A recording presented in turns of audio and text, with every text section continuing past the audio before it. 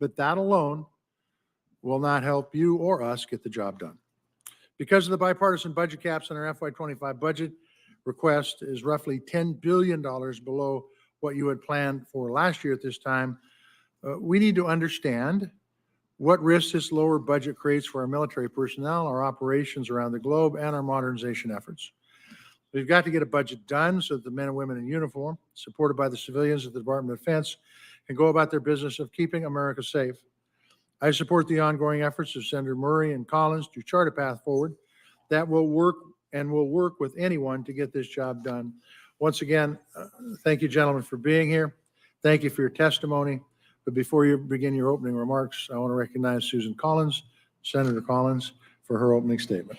Thank you very much, Chairman Tester, for holding this very important hearing.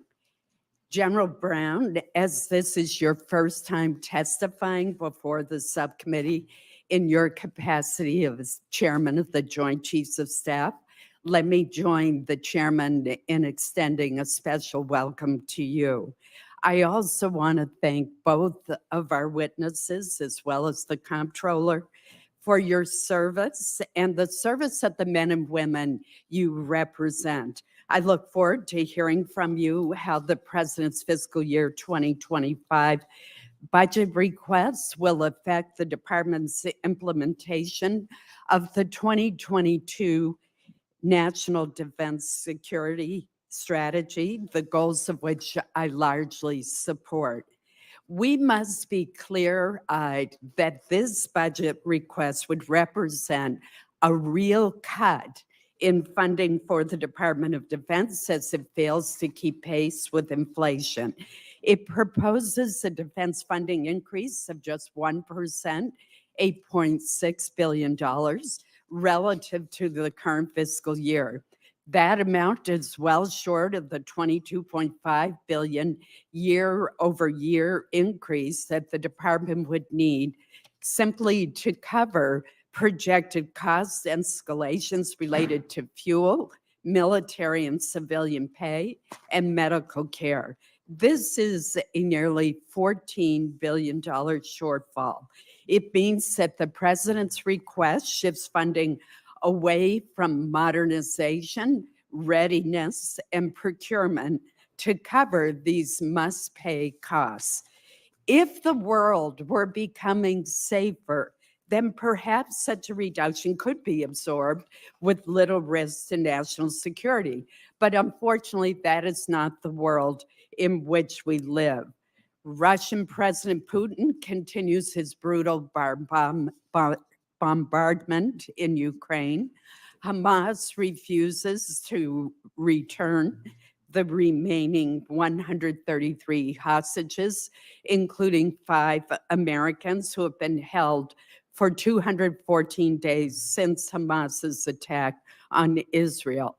Iran and its proxies continue to fan the flames of violence throughout the Middle East, and China's military budget and Navy continue to grow, including a 7.2% increase in defense spending in the Chinese budget compared to last year.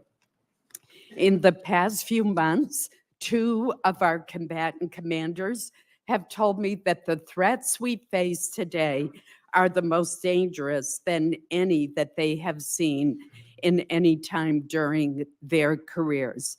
In addition, we see a resurgence of ISIS-K and other terrorist groups that have caused the FBI directors to say that it is blinking red in terms of a potential terrorist attack on us or our Western allies. Indeed, we've seen terrorist attacks. The proposed inventory divestments and cuts to ship, vehicle, and aircraft procurement included in the President's budget request would require us to incur excessive risk without there being any discernible reduction in the threats facing our country. The budget request would result in the smallest Air Force fleet in the service's history, We would have the smallest army since the start of the all-volunteer force in 1973. Our naval fleet of 200, then China's fleet of more than 370 ships. Under this budget, the Navy's overall fleet would grow by just one ship, a single ship, during the next 5 years, far fewer than the 435 ships China will have. The technological and high-end capabilities that we've enjoyed since the end of the Cold War is also eroding. It's being directly challenged by China and Russia. On a more positive note, I want to commend you, Mr. Secretary, and your teams for efforts to make the department more innovative and in taking steps to strengthen the industrial base. Finally, I would be remiss if I did not use this opportunity to thank Chairman Tester and Chair Murray for working with Leader McConnell and me over the last several months, indeed this entire subcommittee, to get the National Security Supplemental across the finish line. These investments will help to strengthen our own military and defense industrial base while supporting key partners abroad. From the Portsmouth Naval Shipyard in southern Maine to the Defense Finance Accounting Service facility in northern Maine along our Canadian border, and many places in between, thousands of Mainers proudly support and contribute to our nation's defense. Employees at Bath Iron Works, which builds naval destroyers, and Pratt & Whitney, which manufactures military jet engines, perform essential roles in support of our national security. All of the men and women who serve our country, whether in uniform or in the defense industrial base or as a civilian federal employee, deserve a budget that supports them. I look forward to hearing from our distinguished witnesses today. Thank you, Senator Collins. First up, we'll have Secretary Austin. Appreciate you being here, Mr. Secretary. You have the floor. Chairman Tester, Ranking Member Collins, distinguished members of the committee, thanks for the opportunity to testify in support of President Biden's proposed fiscal year 2025 budget for the Department of Defense. I'm pleased to be joined by our outstanding Chairman of the Joint Chiefs of Staff, General C.Q. Brown, and by Undersecretary Mike McCord, the department's comptroller. Let me start by thanking this committee for all that you do to support the U.S. military, our troops, and our military families. As Secretary, I've always been guided by three priorities: defending our nation, taking care of our people, and succeeding through teamwork. Our budget request for fiscal year 2025 will advance all three of these priorities. First, the President's request will invest in cutting-edge capabilities across all domains. That includes $48.1 billion for naval and shipbuilding capabilities, $61.2 billion to reinforce U.S. air dominance, and $13 billion to bolster Army and Marine Corps combat capabilities.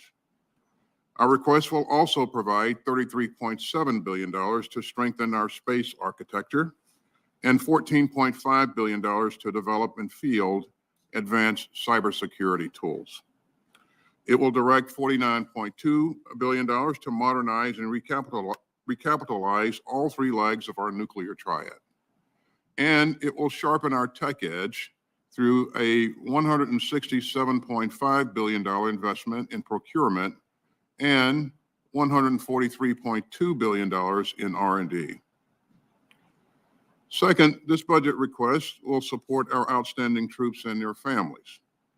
That includes raising base pay and housing allowances, investing in better housing, making child care more affordable, and funding vital work to prevent sexual assault and suicide in the military.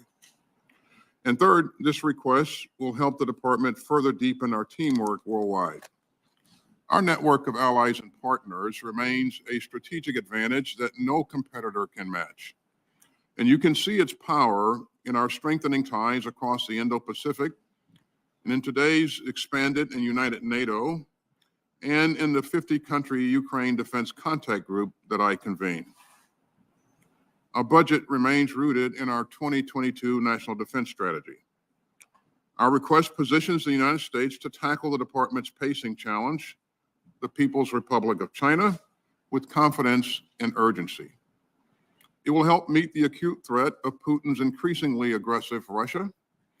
It will help us tackle the persistent dangers from Iran and its proxies. It will help us take on the threats from North Korea and global terrorist organizations and other malign actors, and it will help us continue to deter aggression against the United States and our allies and partners, and to prevail in combat if necessary. Now today, I want to underscore three key messages. First, even as our budget request abides by the mandatory caps set by the Fiscal Responsibility Act, it is aligned to our strategy. We made tough but responsible decisions that prioritize near-term readiness, modernization of the joint force, and support for our troops and their families. Our approach dials back some near-term modernization for programs not set to come online until the 2030s. Second, we can only fully reach the goals of our strategy with your help. I'm grateful that Congress passed the fiscal year 2024 appropriations in March, and the single greatest way that Congress can support the department is to pass predictable, sustained, and timely appropriations. My third and final message is that the price of U.S. leadership is real, but it is far lower than the price of U.S. abdication. As the president has said, we're in a global struggle between democracy and autocracy, and our security relies on American strength of purpose. Our government support for Israel's genocide, sir. Israel is committing war crimes with U.S. weapons. It is committing war crimes repeatedly and in violation of U.S. law. It has now invaded Rafah, sir. Will your legacy be a live-stream genocide, sir? Will the legacy of the United States? You may proceed. And our security relies on American strength of purpose. And that's why our budget request seeks to invest in American security and in America's defense industrial base. The same is true for the recently passed National Security Supplemental that will support our partners in Israel, Ukraine, and Taiwan, and make key investments to increase submarine production. In fact, about $50 billion of this supplemental will flow through our defense industrial base, creating good jobs in more than 30 states. So we're grateful for our partners in Congress who help us make the investments needed to strengthen America's security through both the supplemental and the president's budget requests. The United States military is the most lethal fighting force on earth, and with your help, we're going to keep it that way. I deeply appreciate your support for our mission and our troops, and I look forward to your questions. Thank you, Chairman. Secretary Austin, thank you for your testimony. Next, we'll have General Brown. General Brown, you have the floor.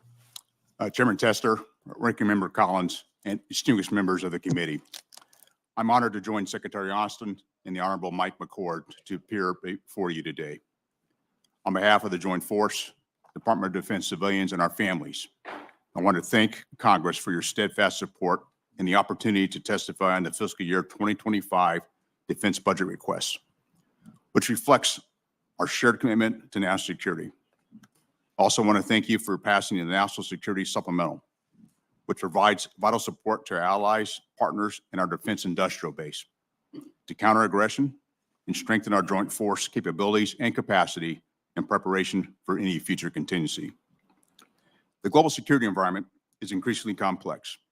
The 2022 National Defense Strategy identifies 5 key challenges. The People's Republic of China, our pacing challenge, continue its risky behavior around the globe. A newly aggressive Russia with its unprovoked war against Ukraine.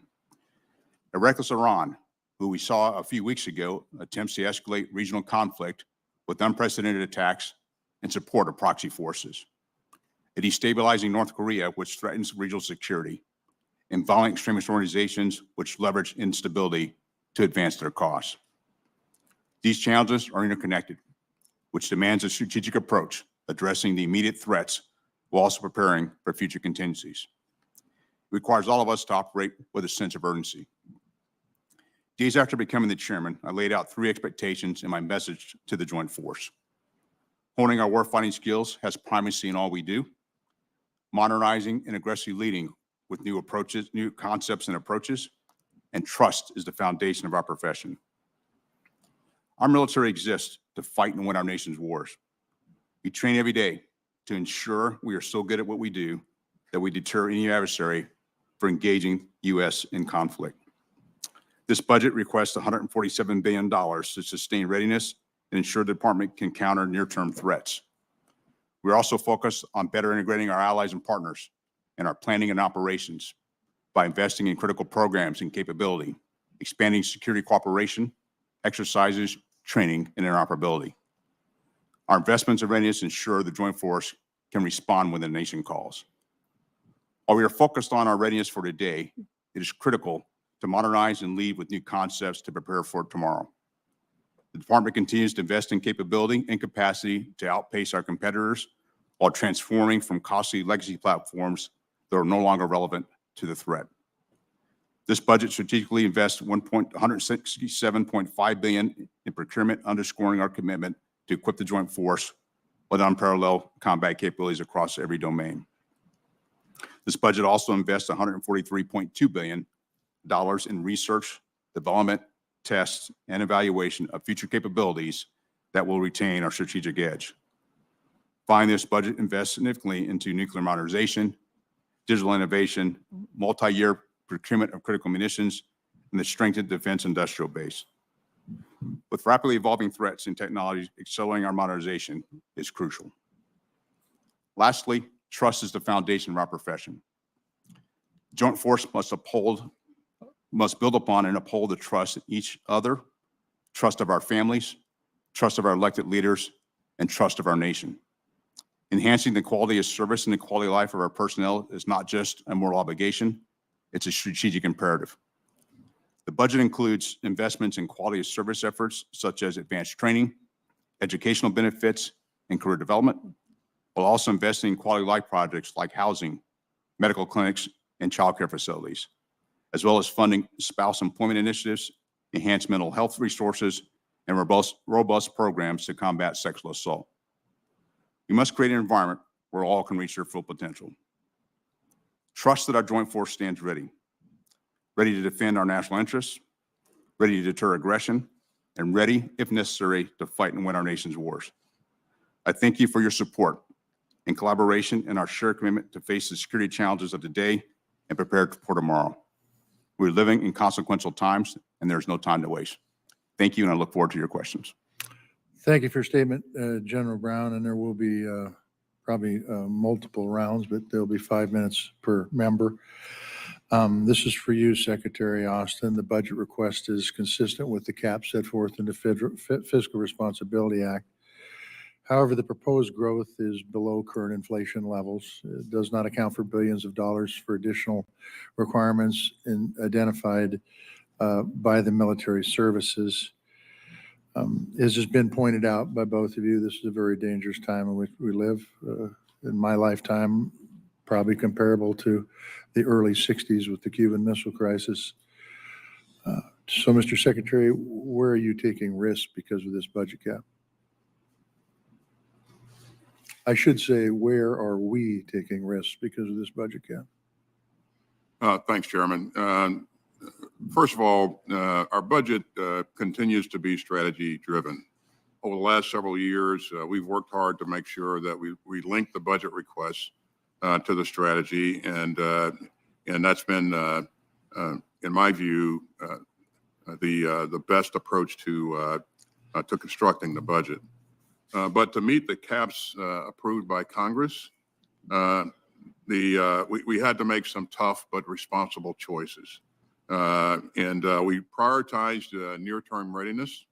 As you heard me say earlier, Chairman, we decided not to invest in some modernization that would not deliver results before 2030. And we invested in our people and our families. The kinds of decisions that we had to make were tough decisions that we had to make were things like fifth and sixth generation aircraft. But having said that, our budget does include, as you heard me say earlier, $143.2 billion for RDT&E and $167.5 billion for procurement. And because we accepted some risk in modernization for the out years, we'll need to have a growth in the top line in the out years to ensure that that we can recapture some of the things that we weren't able to get into this budget. So let me follow up on that. You talked about you're going to focus on the projects that can give you results before 2030. So that means basically with this budget, what we're doing is we're putting off expenditures into future budget cycles because these projects after 2030 are projects that will have to be taken care of fiscally, correct? That's correct, Chairman. And our plan is to, going forward, invest in those things, but we weren't able to do it in this budget. We prioritized near-term readiness and taking care of our people, and I believe that's the right approach. Do you believe that in future budgets, if we're able to invest in those projects, that we will be able to catch up and remain on schedule? I do, Chairman, provided if we are provided the resources and the growth in the top line in the out years that we'll ask for. Okay. General Brown, you talked about where we are today. Is there operational impacts from this budget today, over the next year? And what impact does this have, say, 5 years down the road? Or for operational impacts for today, because of our focus on readiness, I don't see operational impacts. Now, as the Secretary highlighted, as we had to defer some of our modernization, you think about 5, 6, years, a decade from now, there's potential challenges if we don't get the additional support in top line in the out years. Excuse me, what kind of challenges are we talking about when you say additional challenges? Well, part of it was the deferring some of our modernization and ensure, the thing I focus on as a chairman is ensure we have both a capability and capacity. And we got to make sure we have capability that stays ahead of the threat, and then also have capacity to be able to operate in many of the areas around the world like we do today. And that's where we need to make sure we're working closely together on the out years to ensure that we can actually continue to modernize and make sure we stay ahead of the threat. Okay, Senator Collins. Thank you, Mr. Chairman.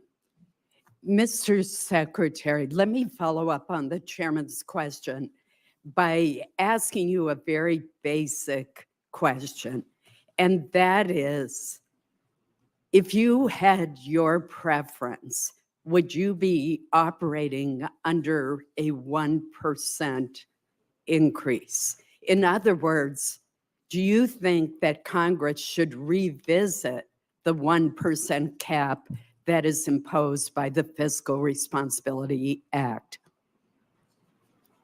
Certainly, the cap makes it more challenging and forces us to make choices that if we didn't have that cap, we obviously wouldn't have to make. So, yes, it does provide more challenges, but certainly we have worked hard to link our request to our strategy, and as much of our strategy as we can support, we're going to support.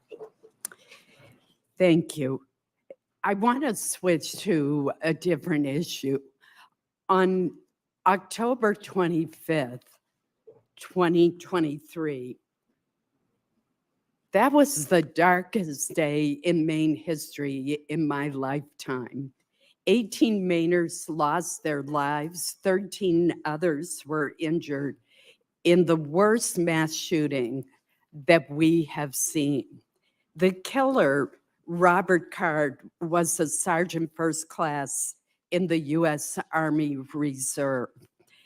The governor of Maine established an independent commission that has issued an interim report. And that report included several very troubling findings about missed opportunities to prevent this tragedy. For instance, mental health providers recommended to Mr. Card's Army Reserve unit that, quote, measures be taken to safely remove all firearms and weapons from his home. Well, the Army Reserve unit took appropriate action to reserve Mr. Card's access to military weapons.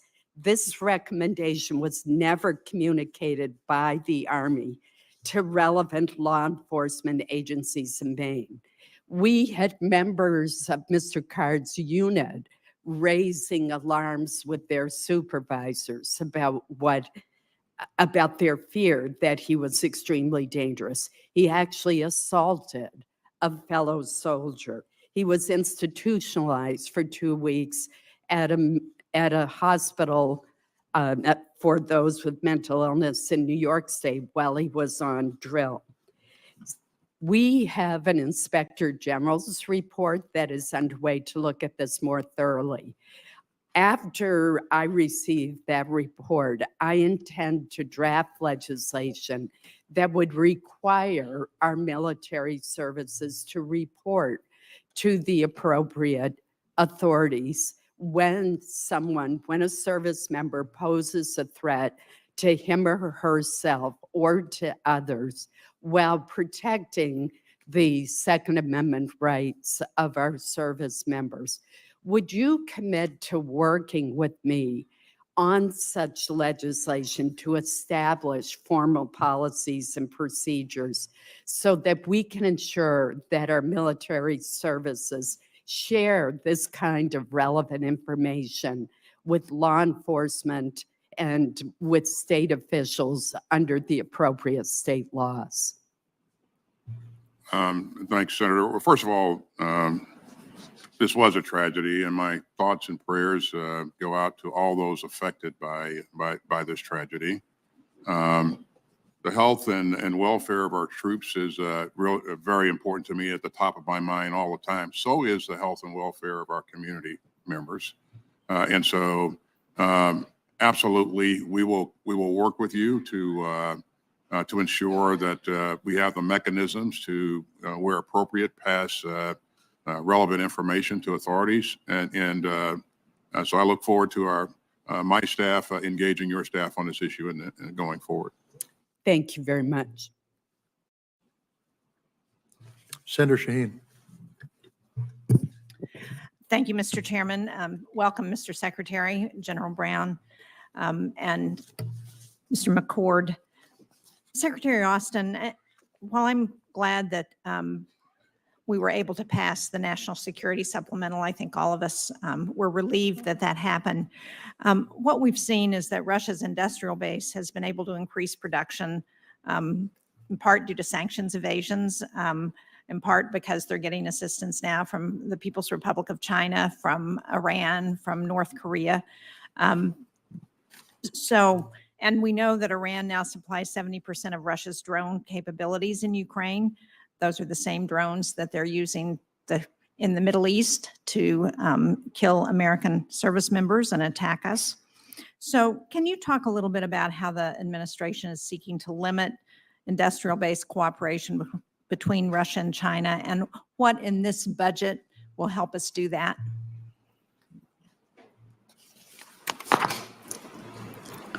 Well, we certainly have raised this issue in the right channels, Senator, and you are right.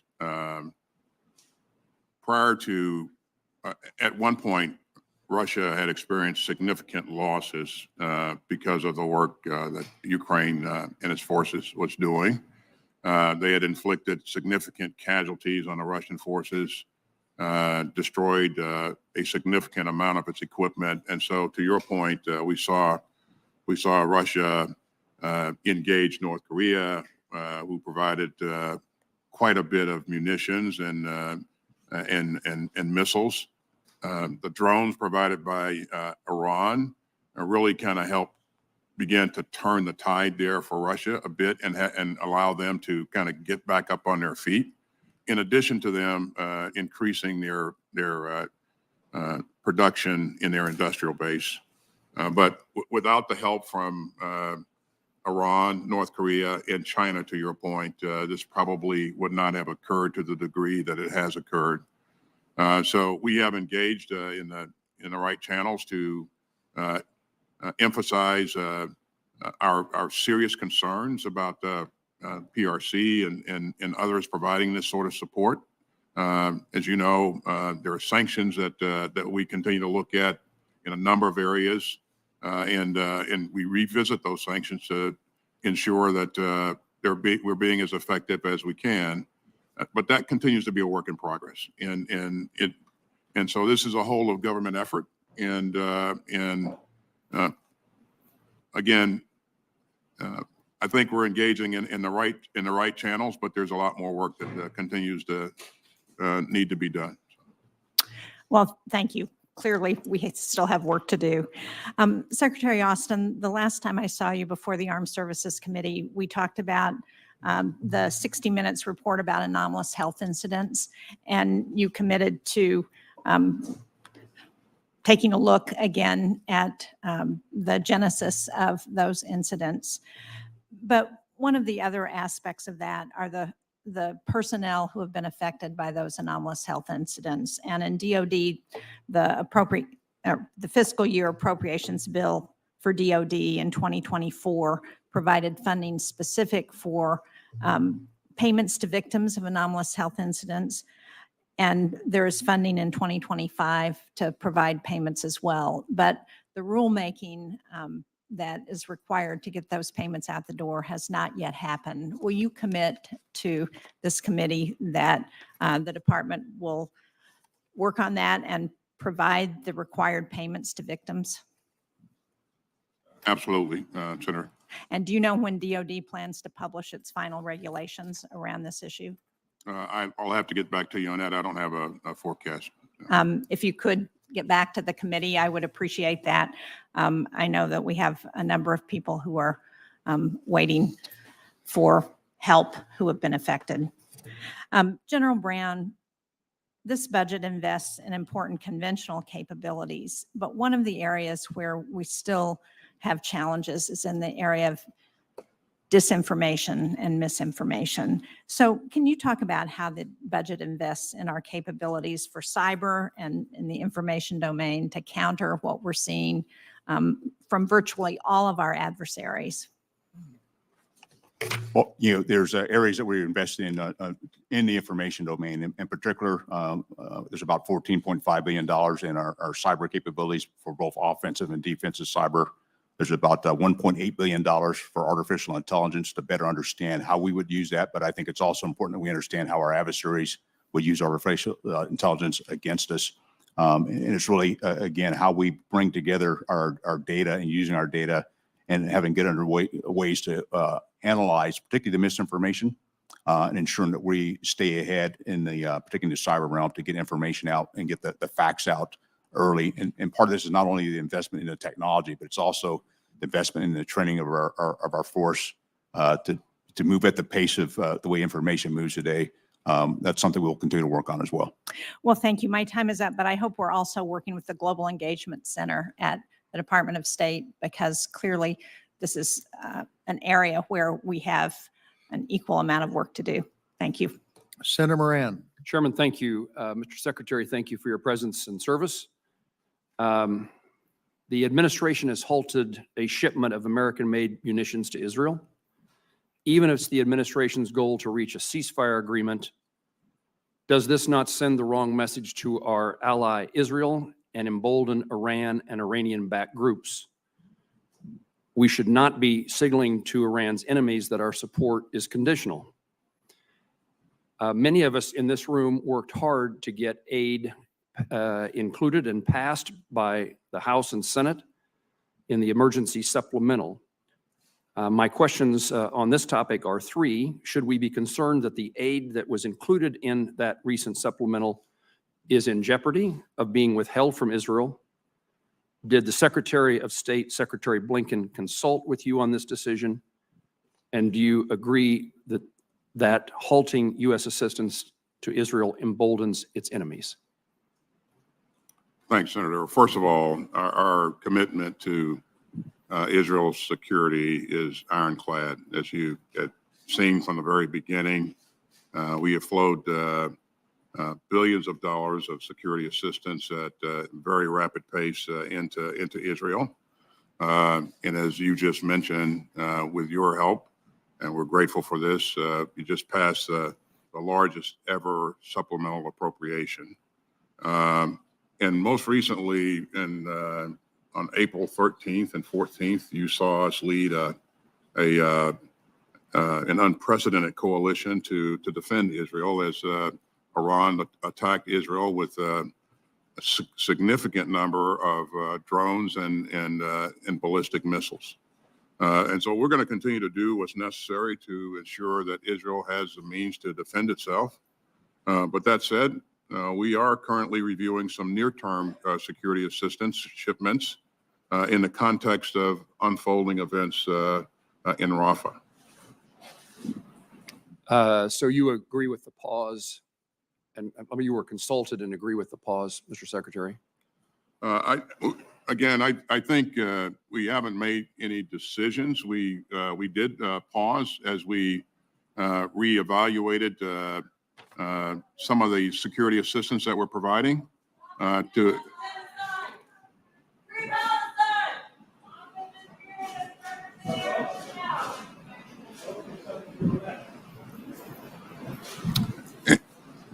Stop the clock so that Jerry gets his full 2.5 minutes. So we've been very clear, Senator, as you know, from the very beginning that Israel shouldn't launch a major attack into Rafah without accounting for and protecting the civilians that are in that battle space. And again, as we have assessed the situation, we paused one shipment of high payload munitions. And again, I think we've also been very clear about the steps that we'd like to see Israel take to account for and take care of those civilians before major combat takes place. We certainly would like to see no major combat take place in Rafah, but certainly our focus is on making sure that we protect the civilians. And we've not made a final determination on how to proceed with that shipment. And I would highlight that this shipment doesn't have anything to do with the supplemental appropriations that you just helped us get. And my final comment is that we are absolutely committed to continuing to support Israel in its right to defend itself. Mr. Secretary, thank you. I worry about the suggestion that support by the United States is conditional. Let me turn to a different topic. Legislative Proposal 480, the Space Guard issue about the National Guard. The code dictates that National Guard equities cannot be withdrawn without the consent of a state's governor. I am informed that recently governors from 53 states and territories wrote you a letter opposing this legislative proposal. Would you tell me what the department's thoughts are? Do you consult with the governors? And based upon this overwhelming feedback, does it cause any reconsideration about the legislative proposal? I have received a letter from the governor, Senator, and most recently, Secretary of the Air Force has reached out and engaged the governors to talk about this issue and explain the rationale. As you know, when we stood up Space Force, we took on units and people that were focused on the space mission and incorporated those from the Air Force, from the Army, from the Navy, and incorporated those people and units into Space Force. This measure will affect, I believe, a small number of people, but certainly, I understand the governor's concerns, and we owe it to the governors to engage them on it, and that's why Secretary of the Air Force has recently engaged them personally on this issue. I encourage that to occur. Mr. Secretary, thank you. Chairman of the Full Appropriations Committee, Senator Murray. Thank you very much, Chair Tester, and thank you to our witnesses for joining us today. Right now, we face a number of serious challenges across the globe. That's why Vice Chair Collins and I pushed through the gridlock to hammer out and pass a strong national security package that sent support to our allies, especially Ukraine, humanitarian aid to civilians, and a message to our allies and adversaries alike that America is still strong enough and united enough to lead the free world. We didn't just pass a bill, we passed a critical test on the world stage. And something I don't want anyone to forget, the bill the House eventually passed was essentially identical to the one the Senate passed 2 months earlier. However, the delay in inaction was not without cost. We and our allies lost precious time and resources during those 2 months that we can't recover. This is similar to the costs we face each time we flirt with a government shutdown or put the government on autopilot under continuing resolutions. Those situations come with costs, and notably, neither China nor Russia face the threat of a government shutdown or a CR. I'm certain all of us agree that democracies are stronger than dictatorships, but we have got to prove it, and that will take bipartisanship. Because as we all know, our work is not done. We must maintain America's leadership and make smart investments to help reduce global conflict and instability, which of course keeps our country safe. That means ensuring our military remains the best in the world, supporting the men and women in uniform who sacrifice greatly to keep our country safe, having our allies' backs, and taking an all-of-a-government approach to keep our country strong and secure. We are working with tight fiscal constraints, but Secretary Austin, it is so important we make sure not only that your department has the resources needed to execute our national defense strategy, but that your counterparts across government also have the resources they need to keep our country safe. The 1% increase in funding provided for FY25 under the caps is as inadequate for non-defense spending as it is for the Department of Defense. Having just worked together to write and pass 12 bipartisan bills for FY24, we all know this very clearly. So as members talk about how we might increase investments to better meet our defense needs, we cannot ignore our needs here at home as well. When it comes to additional resources above the caps, which the Vice Chair and others have mentioned, I'm going to insist on parity for non-defense spending to make sure we are providing for our children and families, keeping them safe. After all, our safety also depends on our diplomatic corps, which works around the clock to prevent and end conflict. Our counterterrorism efforts and the law enforcement personnel working to identify and disrupt threats, our public health system and pandemic response efforts, the officials enforcing our sanctions to help choke off financial resources for dictators like Putin, our work countering the influence of the Chinese Communist Party, ensuring we remain on the cutting edge of research and manufacturing, and so much more. So with that in mind, Secretary Austin, can you talk about your work with your counterparts across government, whether that's at state or commerce or so many other agencies, and how their efforts assist the work you do to keep our country safe and factor into our national defense strategy? You've heard a number of secretaries say before, Chair Murray, that if we don't fund state and others to the right level, then we're going to need more bullets, because they do great and important work to move things towards greater stability and security in all regions of the world. And so it's this whole of government effort, this interaction between departments in support of our overall goals and objectives that really is what causes us to be effective. So it's important that they do get supported. Thank you. And as the chair of our committee knows, that includes our veterans and the challenges that they're having right now with the VA budget.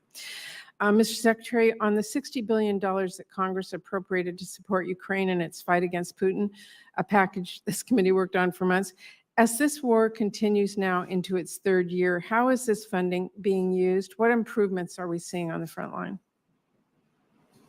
Well, it's still very early on. As you know, it does take time to get some of this capability in, but we, in anticipation of the potential of getting the supplemental approved, we forward position some things, some critical things like air defense interceptors and artillery munitions, so that if it were approved, we would be able to rapidly move those things in support of Ukraine, and we are doing that.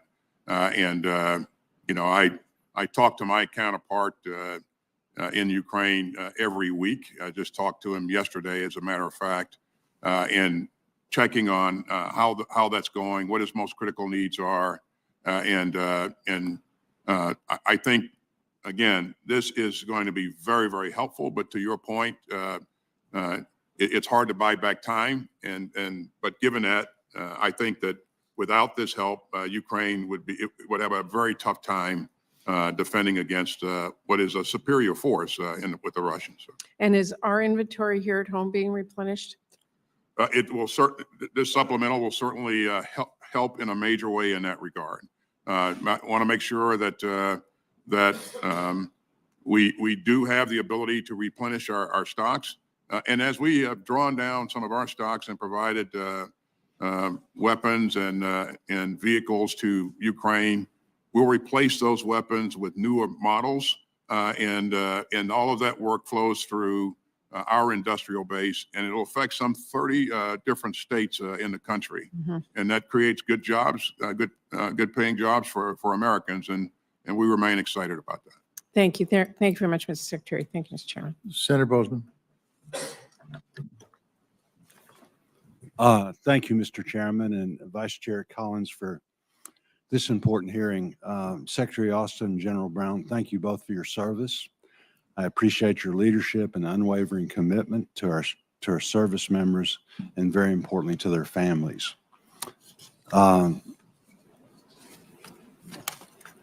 Secretary Austin, the National Defense Strategy underscores the need to prioritize interoperability and enable coalitions with enhanced capabilities.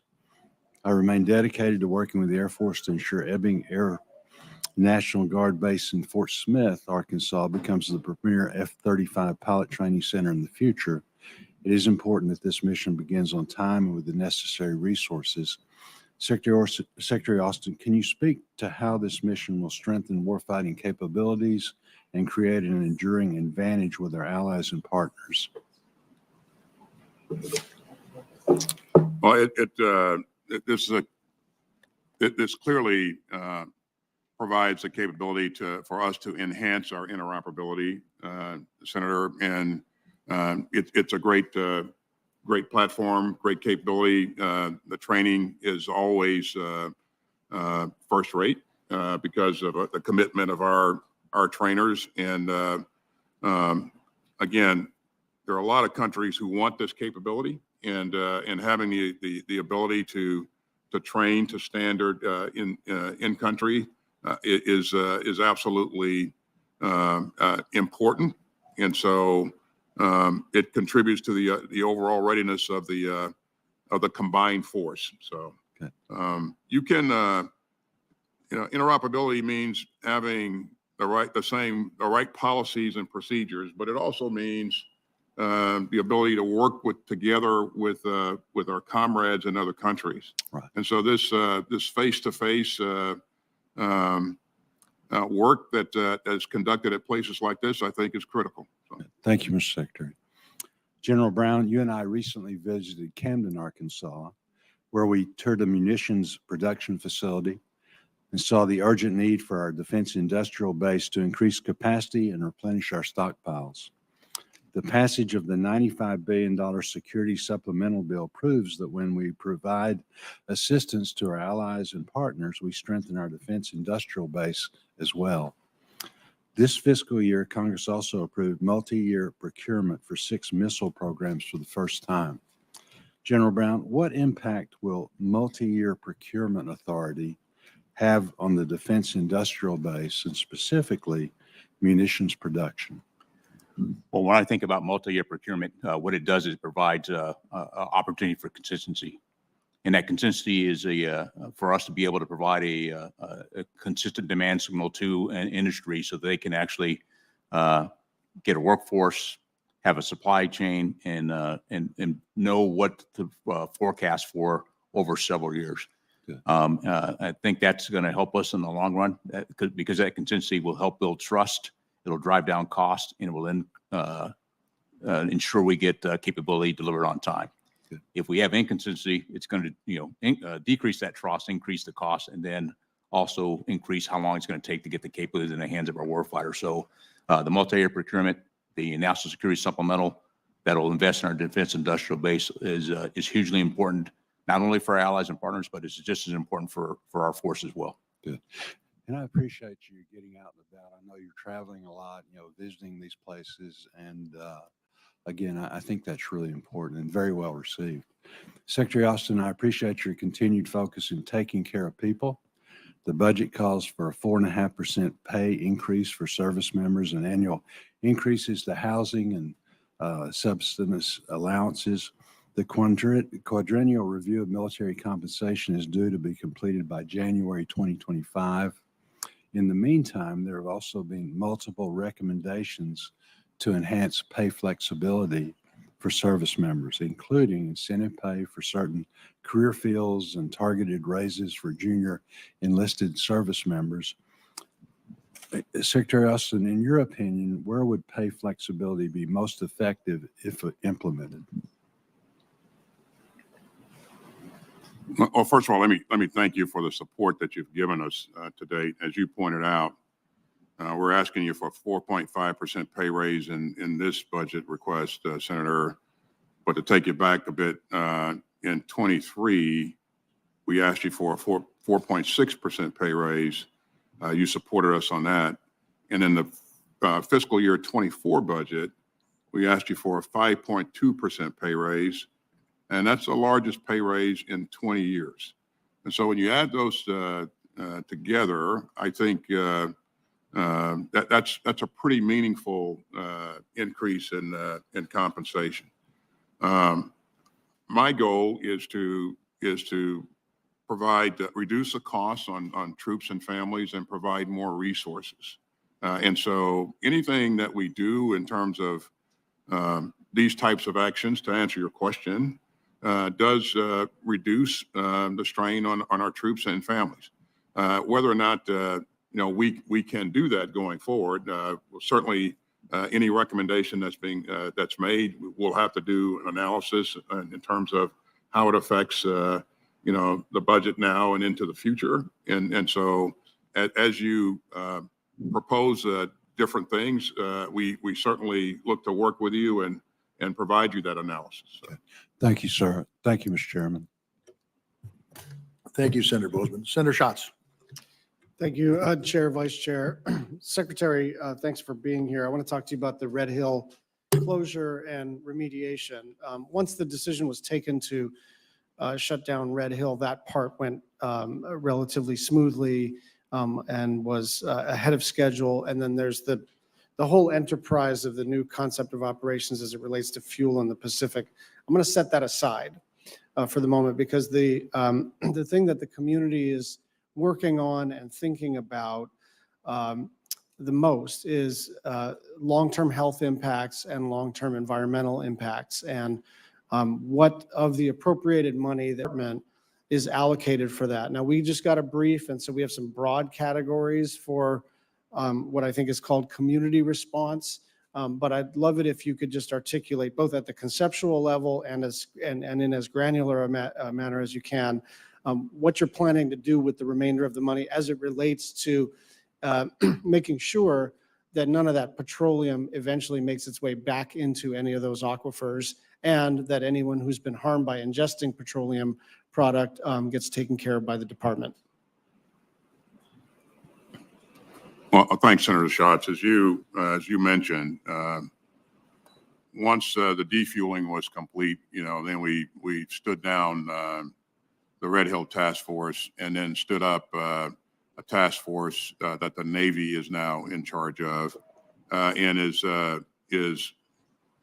charged with environmental remediation. And I've had personal conversations with both the leader of the task force and, most importantly, the Secretary of the Navy on how important this is, and they are committed to ensuring that they do the right things to make sure that that we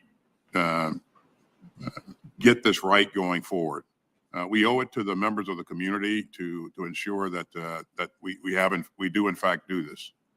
In terms of specific amounts of funds that are allocated to each segment of this, I'll have to take that for the record and come back to you on that, sir. That's fine. And, we just got briefed on it yesterday, and it's still a bit of like, big pots of money categories, 95 million here, 32 million there, 562 going to the task force. So we don't even know what these numbers mean. But I think, the community is asking me what's happening with the money.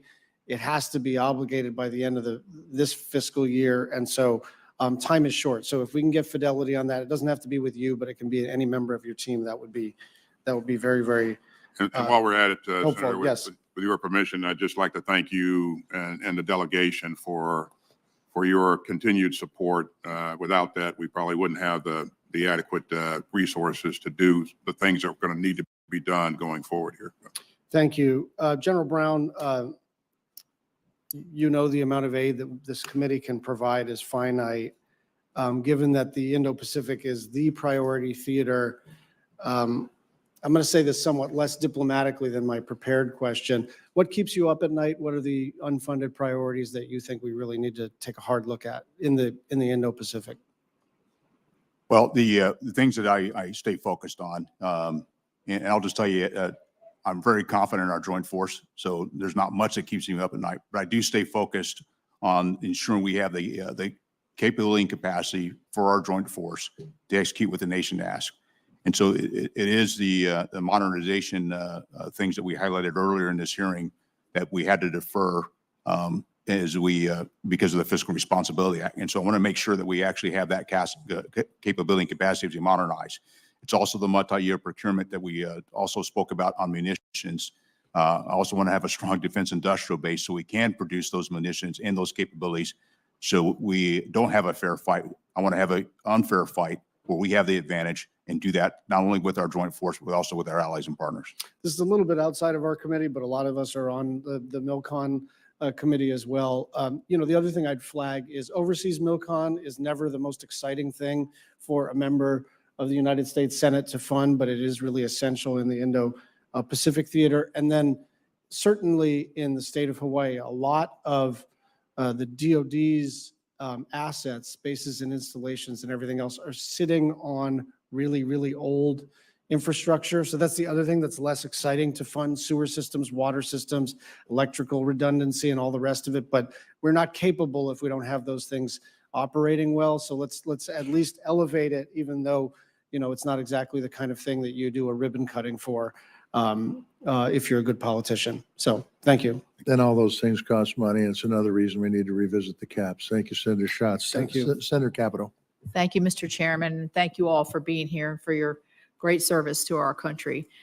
Secretary Austin, I'm a little concerned, very concerned about the credibility of the administration's deterrence policy. When I see President Biden's messaging to Putin and to Iran and to the Houthis and other Iran-backed groups, I just see President Biden saying, don't. And we've had, attacks. People are obviously not adhering to that. I'm concerned that we are significantly eroding our deterrence by setting these sort of ambiguous boundaries and letting our adversaries kind of walk over us sometimes. So what steps are you and the president taking to establish a stronger, more credible deterrence against these threats from our adversaries, besides just don't? I take it you're speaking about the Middle East. Yes, sir. Specifically. So, we had a number of goals at the very beginning of this crisis, and one of them was to protect our people and both our troops and civilians in the region. Another was to recover the hostages. Another was to ensure that we're doing everything that we can to support Israel in its efforts to defend itself.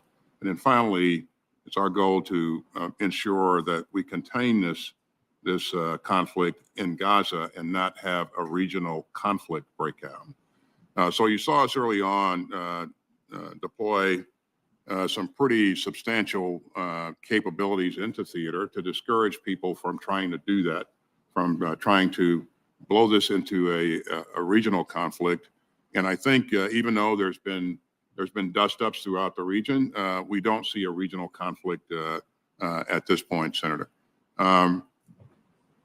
So if you take a look at the attacks that were being conducted against our troops, you recall that in January, leading up to January, we saw a number of attacks against our troops and our bases. And you saw us in February conduct a pretty major strike that the president authorized in both Iraq and Syria. Since that time, we've seen 2 incidents, and we attribute those actions to probably rogue elements. So in that case, they have been deterred from attacking our troops. But in terms of Iran and its actions in the region, Iran continues to present a threat to the region, and that's something that we're going to have to remain focused on for sure. Let me ask both of you a question here about the reports that of withholding weapons. We all voted, many of us, I certainly did, and was pleased to support the bill by 79 to 18 to reinvigorate not just our own defense industrial, but also to give aid to several other entities. What is the status of withholding our weaponry that we voted to send to Israel? Are we doing that? Or why are we doing that? Again, our commitment to Israel is ironclad, Senator. And as I said earlier, since October 7th, we have flowed in billions of dollars worth of security assistance. And as you just mentioned, you just passed the largest supplemental in history that's focused on Israel. And we're going to continue to do what's necessary to support Israel. Are those reports false then that I'm reading? No, we are currently reviewing some near-term security assistance shipments in the context of the unfolding events in Rafah. So we are withholding our shipments of weapons predicated on the strategy that Israel's employing and going into Rafah. Is that the bottom line here? We've not, again, we're assessing. We have not made any final decisions on this yet, but to answer your question, yes. There are some things that we're taking a closer look at. Okay, that's an answer that's, well, thank you for clarifying it. I wouldn't say I agree with it, but thank you for clarifying it. General Brown, let me ask you, this is one of the things that's come up on the refortification of our own munitions. How do you see that now that we've passed this and the president signed this? Well, it's going to put us on a much better path. And it's not only what the supplemental, but it also say the FY24 National Defense Authorization Act, which allowed for multi-year procurement for 6 systems. I wouldn't look to actually expand that in the future on multi-year procurement, because what that will do will provide levels of consistency for our defense industrial base, so they can actually work workforce, facilities, supply chains, and allow us to make sure we have a capacity from a munitions standpoint. So you're convinced that we're on a glide path to renew our munitions supplies to a satisfactory level for you? We're on a good path. And Good. one of the pieces I'd also add, though, getting a budget on time is actually really important to actually provide that level of consistency, so we can write contracts and gives our defense industrial base the confidence and the trust that they can invest and have that workforce and supply chain. I think we all hear you. Thank you. Senator Coons. Thank you, Chairman Tester and Vice Chair Collins, and thank you to the leadership of this committee, the full committee chair and vice chair, for navigating some very challenging dynamics and getting ultimately delivered to our warfighters and to all the different departments and agencies that were supported through the supplemental, a critically needed additional funding. As a new member of this subcommittee, I look forward to working with you. I've got 2 questions I'd like to focus on. As you heard Chair Murray in her, I thought, compelling commentary, we need to coordinate between defense, diplomacy, and development to be as effective as possible, particularly in places that are on the margins of the main conflicts currently appropriately occupying most of your time. I chair the subcommittee that funds the State Department and USAID. 5 years ago, President Trump signed into law the Global Fragility Act, which Senator Graham and I and 24 other senators co-sponsored and worked on. And it's a simple proposition. It requires coordination between DoD, USAID, and state in fragile countries that are not yet failed states, not yet scenes of active combat, but where we might implement the same sort of strategy we pursued in Colombia over a long period of time to prevent a fragile state from becoming a failed state. One of my concerns has been the genuine lack of DoD engagement in Global Fragility Act implementation. I understand you have a lot on your plate, but there are several identified nations and areas of focus under GFA. One of them happens to now be the subject of, I think, renewed intense engagement, coastal West Africa. I've been to every country in the Sahel. I have visited the relevant air base in Niger that is now being occupied by both Russian and American troops, as we are likely being forced to leave Niger. I'm very concerned about the security and stability situation in the region. And our partners, Ghana and Cote d'Ivoire, with whom we have trained and prepared for quite some time, have been asking now for years for additional security assistance. Mr. Secretary, I'd be interested in your input on what DoD's plans are for taking advantage of this existing structure for how we can coordinate planning between the diplomats, the development professionals, and the security professionals of our government and our allied partners in an area that is newly of some focus, Ghana, Cote d'Ivoire, Togo, Benin, because of the very real threats of violent extremist organizations, of Wagner, of jihadists in the Sahel threatening these partner nations. How do we plan to use this tool, sir? Well, first of all, we are fully committed to supporting the Global Fragility Act. And you are right, that area that you mentioned is of increased importance. You mentioned that we were forced to leave Niger. We will leave Niger, Senator, but as you know, what we do in order to, well, terrorism thrives in ungoverned spaces. And what we typically do is to try to help countries develop their own capability to control their sovereign spaces. But you got to have a reliable partner. And in this case, Sir, we could spend a lot of time on the coups in Mali and Burkina and Niger and how that happened and why. Not to interrupt, I don't mean to be rude. I have very little time, sir. Yeah. I agree with you that we have an unreliable partner in Niger. I visited those facilities. I regret that the significant investment that we made there will not likely redound to our benefit. I just was wondering how you see prioritizing partnering with state and AID in developing security plans for coastal West Africa, if I might, sir.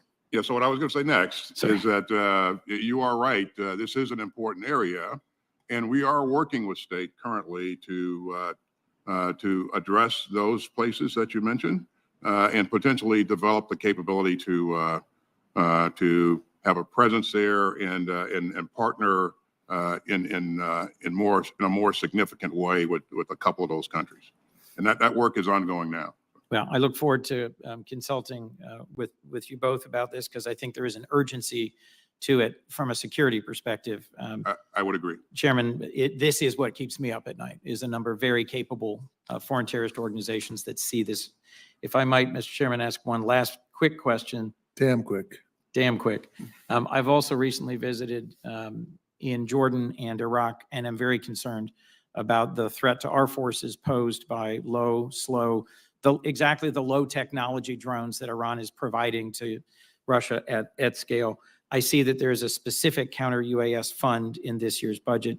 Just briefly speak to the importance of having flexible funding and our ability to develop and deploy quickly state-of-the-art defenses to this evolving threat to our troops. Thank you, sir. Senator Baldwin. Thank you, Mr. Chairman. Mr. Secretary, The Army continues to budget for tactical wheeled vehicles at rates well below the minimum sustaining rates industry requires to keep production lines open. And further, the Army is risking a gap in production by transitioning the Joint Light Tactical Vehicle to a company that has no experience manufacturing this platform. So I'm worried that the Army's management of these programs and their associated industrial base, the Army is due to complete a strategy for the acquisition of these platforms this summer. But I'm concerned about the Army's ability to grade its own work, frankly. The tactical wheeled vehicle sector is an important part of the overall industrial base and our national security strategy. So, Mr. Secretary, can I count on sound decision-making from DoD on vehicle programs? And further, will you engage the Office of the Assistant Secretary of Defense for Industrial-Based Policy in reviewing the Army's management of the tactical wheeled vehicles and providing recommendations? You can, I will. There's no question that Wisconsin's industrial base is critical. And so we want to make sure that we continue to do the right things and keep and make sure we have the capacity to address our needs going forward. So, Okay. Wisconsin's industrial base is something, of course, that's always on my mind. And so I'm going to shift to our shipbuilding. Mr. Secretary, we're all troubled by the 75-day shipbuilding review that found major delays among most of the shipbuilding programs. And I was surprised to hear that the Navy estimates that the frigate will be delayed by as many as 36 months. As you and I discussed last year, I worked to secure funding for the industrial base and workforce development programs that would support growing the skilled workforce that we need to sustain robust production of the frigate. I'm disappointed that it took the Navy 15 months to obligate the fiscal year 2023 funds. Mr. Secretary, will you explain to the committee the importance of continuing to fully fund the frigate program and its associated workforce development needs on a consistent annual basis? And will you commit to working with me to ensure that the Navy works diligently and responsibly to execute these funds? as you know, this budget request, Senator, does include requests for fully funding the FY25 frigate. But to your point, in terms of making sure that we have the workforce that can provide the capacity that we need to stay on track and keep up with the demand, that's critical. So the industrial base needs to be able to not only recruit, but retain the talent that's needed to do that. And we have to continue to invest in that. And again, we have to pick up the pace. And so we'll continue to work with industry leaders to do that. And I have met with some industry leaders and talked about what we're doing with the resources that are being provided to investing in the industrial base, and we'll continue to do that going forward. And I think they are doing some things on their own to invest, but we have to work together in a more meaningful way to increase capacity. So. Thank you. Thank you. Senator Graham. Thank you. Rather than getting a fight about the Navy, why don't we agree with the following? That the Battle Force Ship Assessment Requirement Report issued said that we need 381 manned ships, 134 unmanned, for a total fleet size of 515, I think, by 2043. General Brown, is that right? Senator, I'm not familiar with the complete study, but I do know we need additional Okay. capability. So I'm just assuming the people who issued this knew what they were talking about. We're on track to have 294 ships by 2030 under the budget proposal. Is that right, Secretary Austin?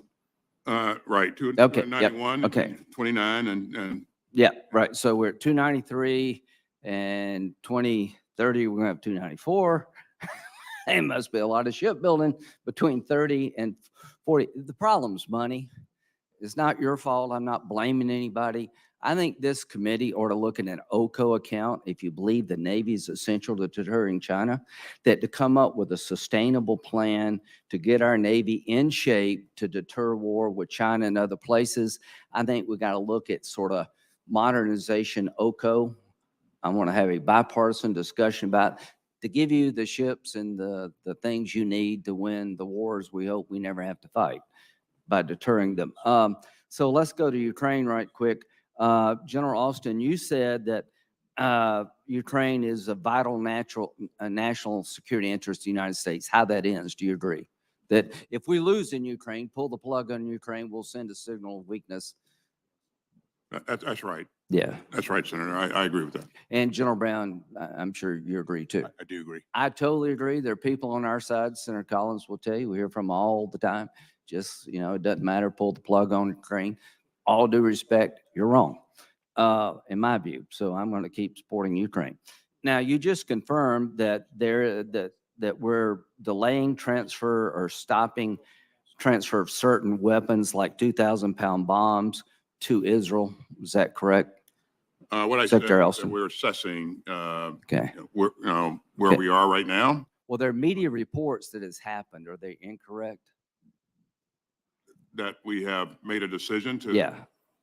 Again, we've made no decisions. We're Okay. assessing. Are you worried that if you make a decision to deny weapons that Israel say they need, that it would send a signal to Hamas and Iran to keep pushing?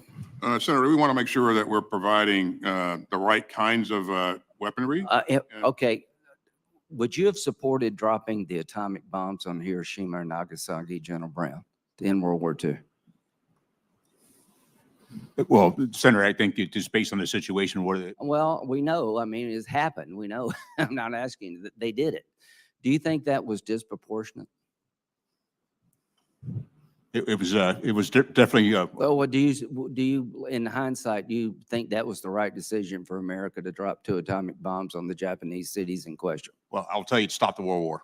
Okay, well, so we had do you agree, General Austin? If you'd been around, would you say drop them? I agree with the chairman here. I mean, if we go back in time, says, hey, we got 2 atomic bombs, should we drop them? What would you say? Well, I think the leadership was interested in curtailing the. Well, what's Israel interested in? Do you believe Iran really wants to kill all the Jews if they could? The Iranian regime, yeah. Do you believe Hamas is serious when they say we'll keep doing it over and over again? Do you agree that they will if they can? I do. Hamas, Okay, but right. not the Do you believe that Palestinians. Hezbollah is a terrorist organization also bent on the destruction of the Jewish state? Hezbollah is a terrorist organization. Okay, so Israel's been hit in the last few weeks by Iran, Hezbollah, and Hamas, dedicated to their destruction. And you're telling me you're going to tell them how to fight the war and what they can and can't use when everybody around them wants to kill all the Jews? And you're telling me that if we withhold weapons in this fight, the existential fight for the life of the Jewish state, it won't send the wrong signal? Do you still think it was a good idea, General Austin, to get out of Afghanistan? I support the president. Yeah, I think you do. I think it was a disastrous decision. If we stop weapons necessary to destroy the enemies of the state of Israel at a time of great peril, we will pay a price. This is obscene. It is absurd. Give Israel what they need to fight the war they can't afford to lose. This is Hiroshima and Nagasaki on steroids. Senator Murphy, you're clear. Senator Murphy. Thank you very much, Mr. Chairman. Great to see you both. Thank you for your service to the country. It's pretty stunning to me how this country and our allies fail to learn recent history lessons. Those recent history lessons in both Afghanistan and Iraq tell us that there are substantial, grave limitations to the ability of military force to eliminate a terrorist threat. In fact, history tells us that the application of overwhelming military force can, in fact, grow terrorist threats, not shrink them. Mr. Secretary, you've said today that Israel has the right to defend itself. The United States supports Israel's right to defend itself. I agree. But if Israel's strategy is making it more likely, not less likely, that future terrorist attacks will occur, then it is not an effective strategy. And so it's all well and good to get angry about a conversation the United States is having with Israel over the right strategy to defeat terrorism, but we have lots of experience in failed strategies. The National Intelligence Estimate, released just earlier this year, said this, that the Gaza crisis has galvanized violence by a range of actors around the world, and while it is too early to tell, it is likely that the Gaza conflict will have a generational impact on terrorism, a generational impact on terrorism. Both Al-Qaeda and ISIS, inspired by Hamas, have directed supporters to conduct attacks against Israeli and U.S. interests. Here's my question. How do we apply the lessons that we learned in Iraq and Afghanistan as a means of helping Israel understand how to defeat Hamas? And what is your assessment of whether this campaign is, in the long run, going to decrease the ability of Hamas or follow-on organizations to recruit and retain strength and the ability to hurt Israel and the United States? Thanks, Senator. We've said all along that Hamas does not equal the Palestinian people. They are not one and the same. And what we learned, to your point, key lesson there is that you have to protect the people, the civilians in the battle space. Otherwise, you create more terrorists going forward. So it's not only a moral imperative, but it's also a strategic imperative that you protect civilians. And so, and the two aren't mutually exclusive. You can do both, and we know how to do that. And so, in terms of the lessons learned, the kinds of things that we would endeavor to pass along, those are the things that we continue to have a dialogue on. But there have been far too many civilian casualties in this battle space, and I think we should do everything possible to ensure that we're protecting for the civilians and providing for their welfare, humanitarian assistance. I think you are right that there is a strategic and a moral reason to care about the number of civilian casualties in Gaza, even if you don't care about the moral consequences of 13,000 children dead. You should care about the strategic consequences of providing continued bulletin board recruiting material to the very organizations that we're trying to destroy. Mr. Secretary, let me do a hard turn here on a subject really important to U.S. national security, but also to my state. As you know, this budget downgrades our commitment to building Virginia-class submarines from 2 to 1 a year. We made a big mistake in the 1990s when we hollowed out the submarine industrial base. We went from having 12,000 employees at Electric Boat down to about 1,500, and it took us a decade or more to scale back up when we realized we really needed these submarines. How can we look at the request for only one Virginia-class submarine in FY25 as anything but a pretty enormous step back for our industrial base? I'm really worried about our ability to be able to deliver what we know we need, which is 2 Virginia-class submarines and keeping the Columbia-class on time. I just worry that you can't do that if you take this big, even if it's just a 1 year, but a big step back in commitment to the Virginia program. Thanks, Senator. So the choices are to increase the backlog by putting more demand on the system, or invest more in the industrial base. And that's the approach that we've taken. We asked you for, in 23 and 24, we asked you for $1.9 billion to invest in the industrial base, sub-industrial base. For this budget, we're asking for $4 billion. The supplemental gives us $3.3 billion, and the Australians are also investing in the submarine industrial base, our submarine industrial base. So as I have talked with industry leaders, we have talked about how we go about recruiting more people, increasing strengths in the supply chains. And so that work is ongoing and needs to be done, but we have to increase the capacity. And I know there's arguments both ways in terms of the demand versus investing in the capacity.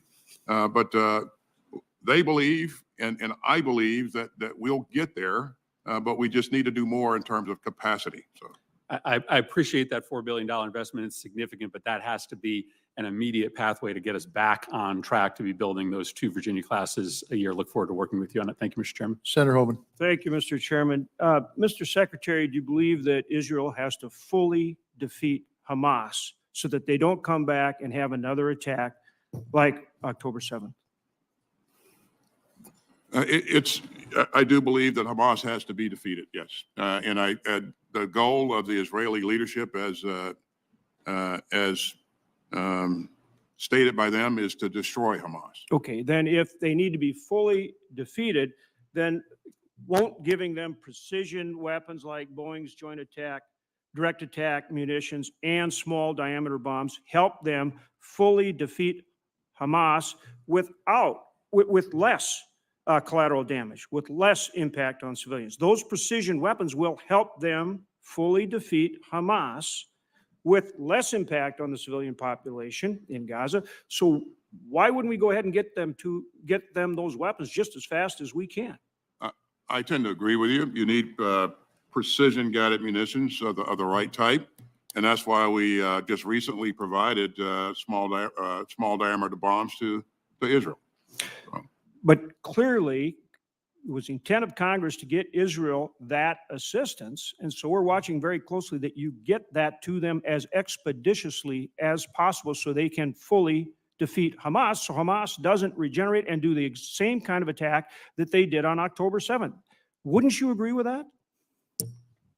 I would agree with that. And I would also agree with the point that we need to do everything we can to protect civilians in the battle space. So that precision that you talked about is really, really important. So some types of munitions are better suited than others.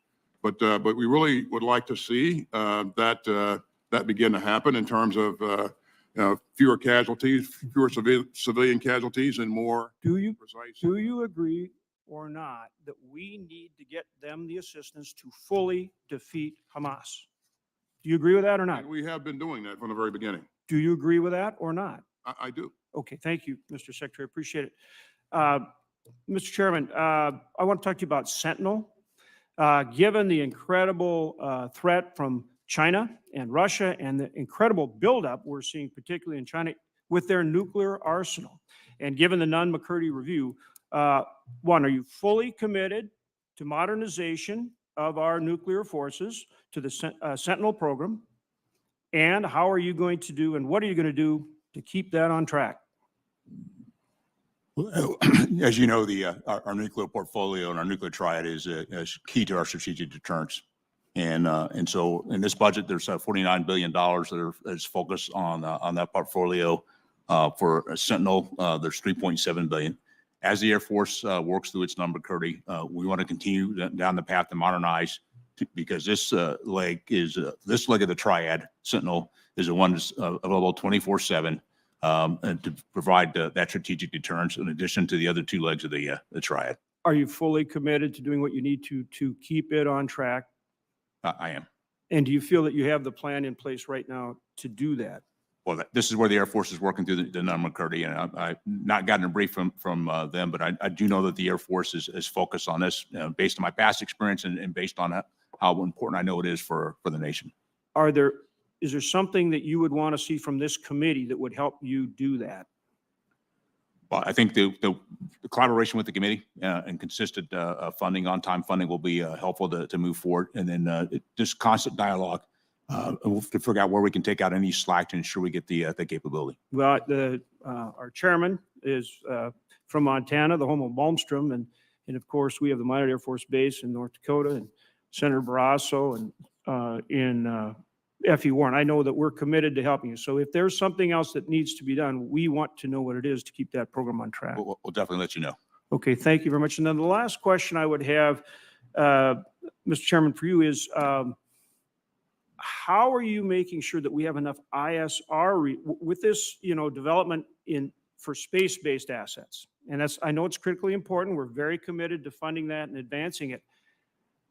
I'm concerned that you're not doing enough to maintain an ISR capacity. What are you doing to make sure that you have the ISR assets that all of the forces, not just Air Force, but all of our forces are asking for? You know, as a joint warfighter, and having been serving jointly, I've been focused not just on the Air Force, but all the services. And when I look at the ISR in particular, it's the capability that not only do we have from the air breathing assets, but it's how we bring in ISR from our maritime assets, how we bring it in, and particularly from our space assets, and how we transition.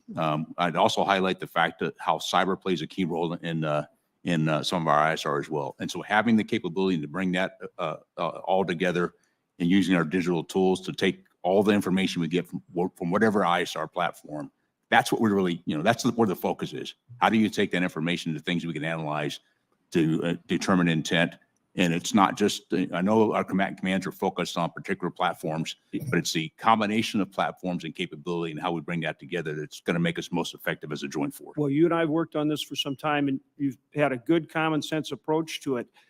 And so we want to continue working with you on it. But what you do in ISR affects every single force in the DoD, not just Air Force. It's vitally important. So I want to encourage your continued focus on making sure that you have adequate ISR, and we'll work with you to do that. But very important. Actually, having an ISR actually makes my job easier. So I'm completely focused on ensuring we have that capability. Thank you, Mr. Chair. Yeah, thank you. I got a couple more questions, and I thank you guys for your patience in going through the order here. We've had good participation today. Look, I've repeatedly called upon Secretary Mayorkas and President Biden and Congress to step up and fix what's going on the southern border. It's not sustainable at all, and it's unacceptable. DHS continues to rely on DoD support at the southern border to make sure that they're doing what they can do. But once again, I don't see any funding in this budget for DoD personnel for those operations. So, Mr. Secretary, a couple things. Number one, how many troops are serving currently on the southern border? There's about 2,500. Yeah. And how does DoD cover these costs? As we always have out of our operating budget. And so what does that mean operationally? Who gets shorted? Of course, that means that there's something else that we're not doing because of that support. So, but it's important that we do everything we can to support DHS in its effort to in its work on the southwest border. We've been doing that for 19 of the last 23 years. The price tag's been about $4 billion. But again, we are supporting an agency, and DHS is a lead agency. And again, it's important to our country, and we're going to do what's required to support. So let me ask you this, Mr. Secretary. Do you agree with my perspective that the administration needs to do more to secure the border, and we shouldn't have to depend upon the military to do that? We should or should not? Should not have to depend upon the military for that. I could not. I agree, but if we're required to assist, then certainly we will continue to do so. I want to go back to and the president agrees with the fact that there's more that should be done, and that's why when you came up with this bipartisan approach, that was very much supported. Yeah, well, no doubt about it. Congress dropped the ball on that because that would have changed things dramatically, but some folks want it to be used as a political tool when in fact we ought to be working for the betterment of the country, not for Democrats or Republicans. I want to talk to you a little bit about Sentinel. Senator Hoeven brought this up. I'm frustrated. Secretary Kendall is recused himself for reasons, by the way, that I understand members of Congress have created that problem. Northrop Grumman is doing what they can do. The Air Force is doing what they can do. Bechtel's doing what they can do. You guys have educated me very, very well on what's going on in this world and why this is a dangerous time. Yet I don't get the sense of urgency on Sentinel, particularly with the ground-based missiles that we have.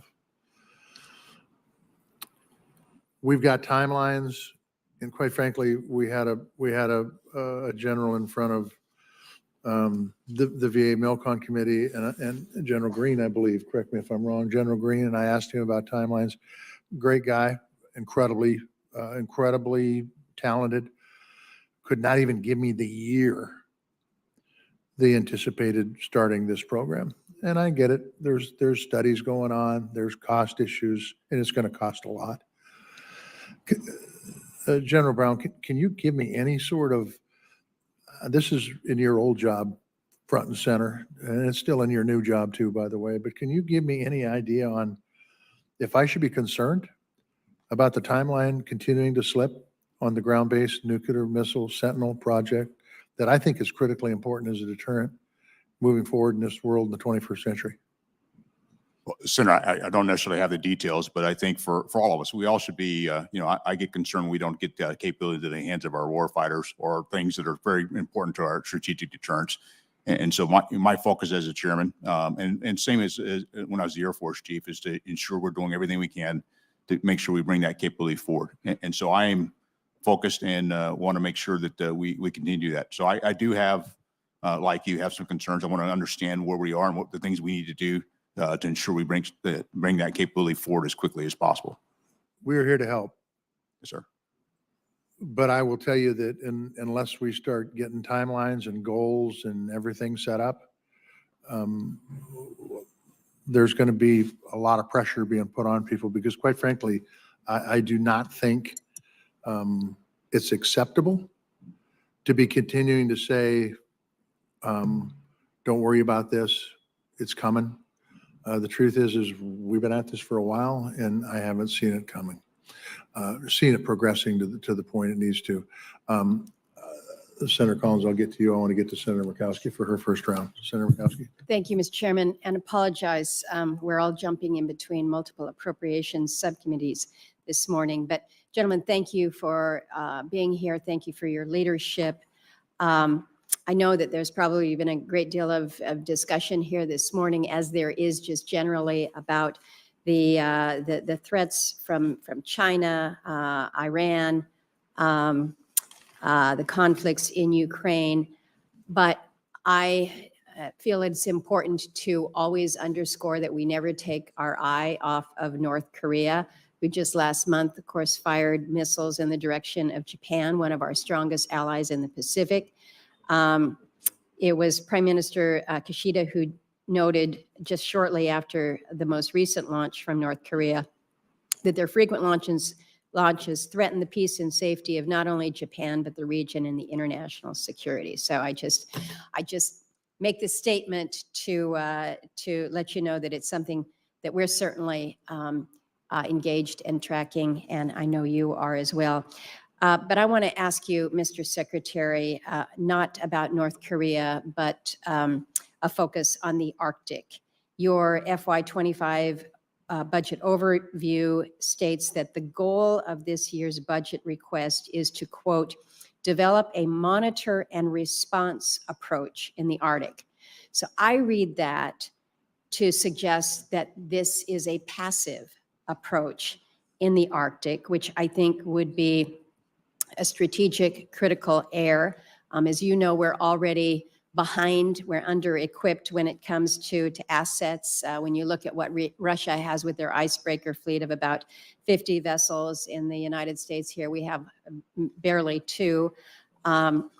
Mr. Secretary, you've been to the state, you've had really strong statements noting that the United States has to project power in both regions while also serving as a front line in the Homeland Defense mission. So you're saying all the right things, but I'm concerned about the wording here.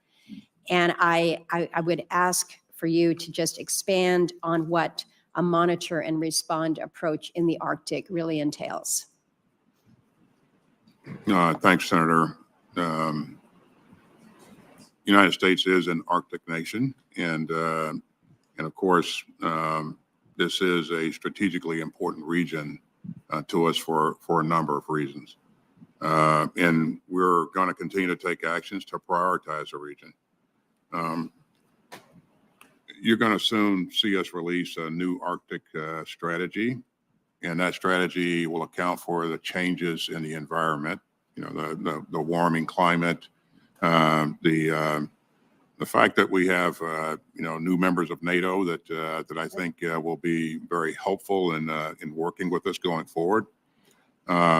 We see each of the military services making investments in their ability to operate in that environment. We also see our combatant commander, NORTHCOM, partnering with Canada to modernize NORAD. And so, again, it's important to us.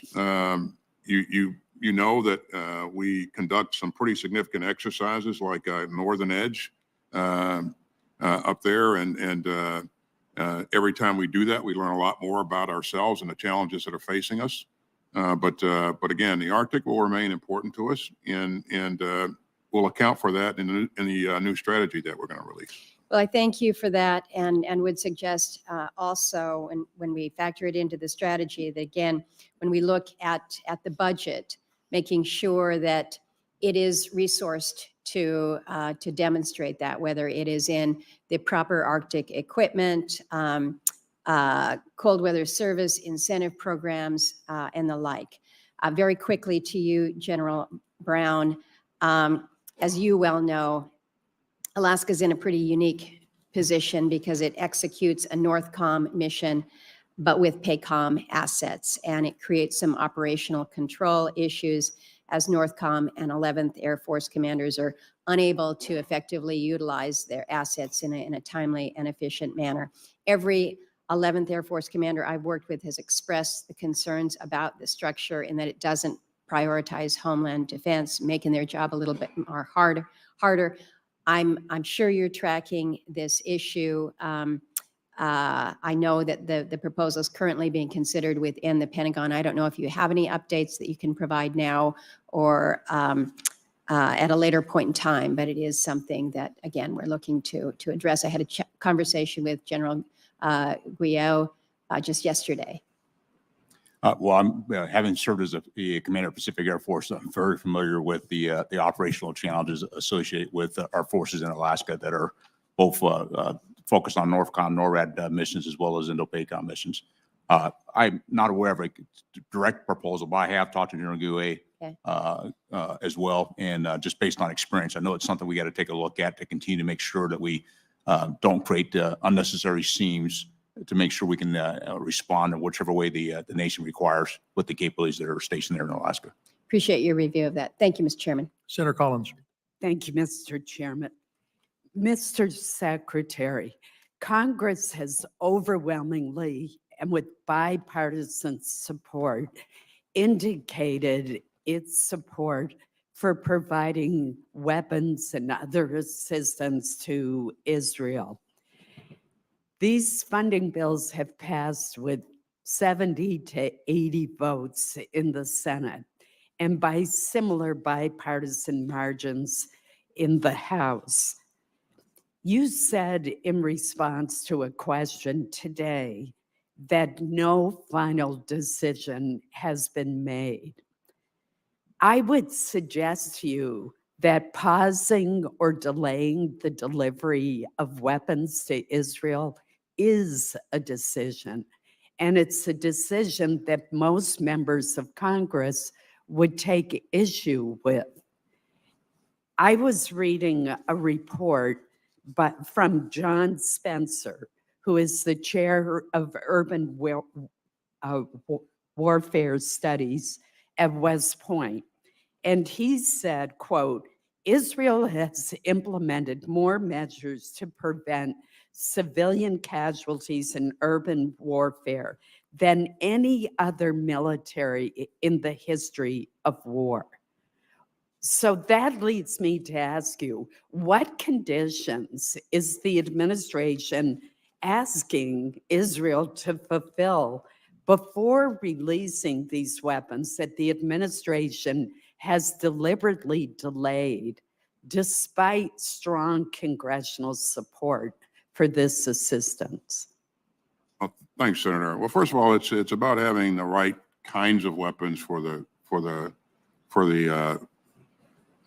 task at hand. And a small diameter bomb, which is a precision weapon that's very useful in a dense built-up environment, is helpful, but maybe not so much a 2,000-pound bomb that could create a lot of collateral damage. And so we've been very clear that we have to do more or Israel needs to do more to protect the civilians in the battle space. And we wanted to make sure that we saw a plan to move those civilians out of the battle space before executing any kind of ground combat operation.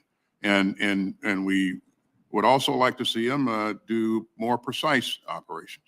Now, I don't doubt that they have some very good policies, and they do. But it's important to make sure that we're following the policies. And so we've been having conversations about this. And so we think it's imperative that we do more to protect civilians in the battle space. And that's the real issue.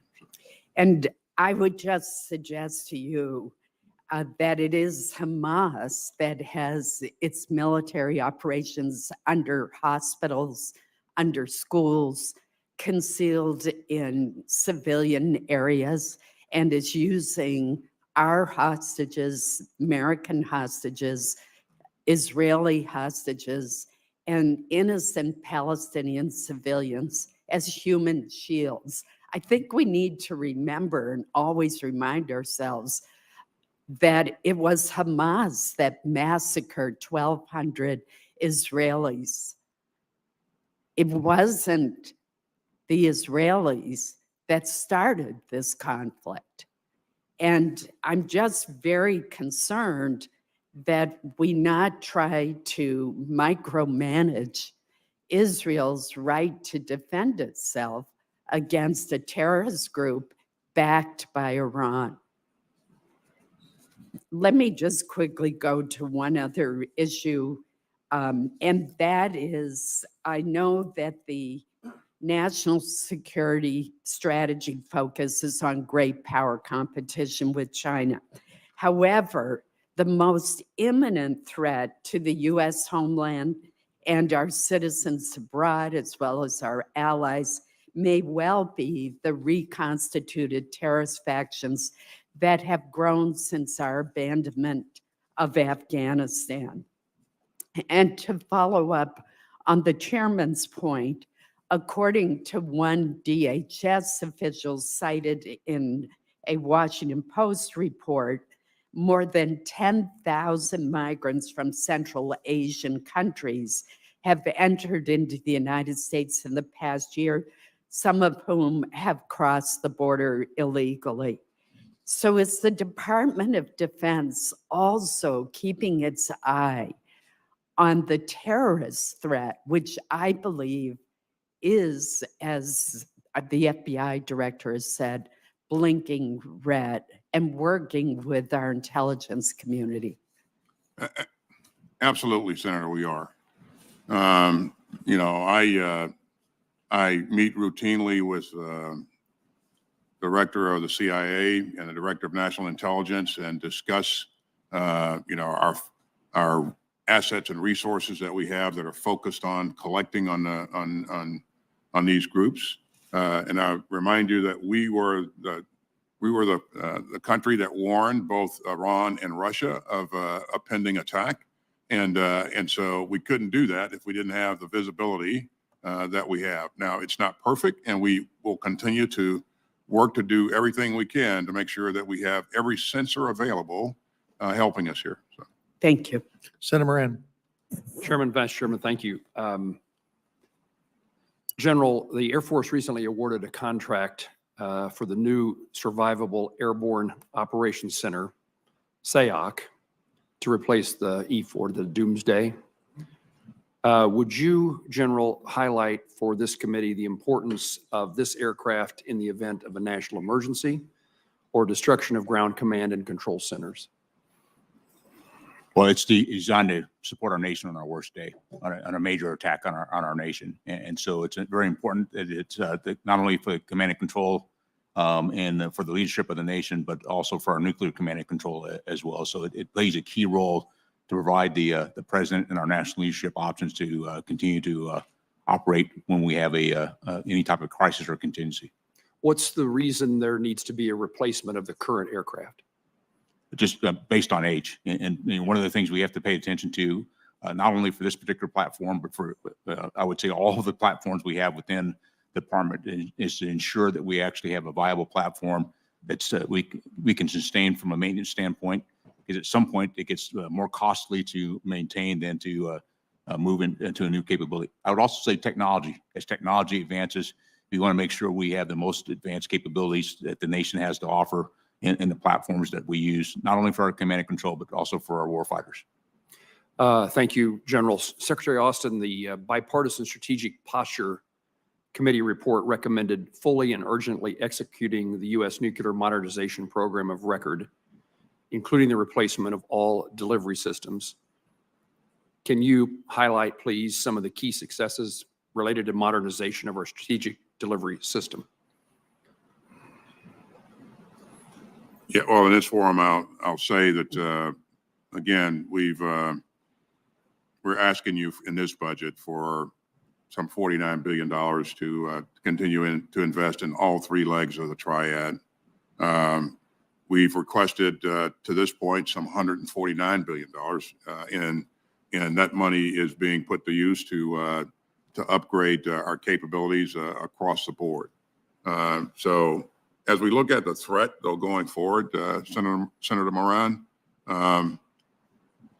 the threat that we face today is clearly not the threat that we were facing 10 years ago. And it won't be the same 10 years from now. So this is a kind of a changing challenge, and we have to keep pace with that. And so we anticipate that going forward, there'll be more changes that'll have to be made, and as our adversaries get more capability. Thank you. Thank you both. I want to thank you for being here, gentlemen. We appreciate you. We appreciate the testimony you've given here today and the answers to the questions. Senators may submit additional written questions, and we ask you to respond to those questions in a reasonable amount of time. Special thank you, even though you didn't say one word, Mike McCord, thank you very, very much. You were a critical component of making all this stuff work, and I want to recognize your good work. Thank you very, very much. Thank you, Chairman, and appreciate the opportunity to engage with this subcommittee throughout the year in multiple forums. Yeah, absolutely. This subcommittee is going to reconvene on Wednesday, May 15th at 10 a.m. to hear from the Undersecretary of Defense for Acquisition and Service Acquisition Executives. As of right now, we stand in recess.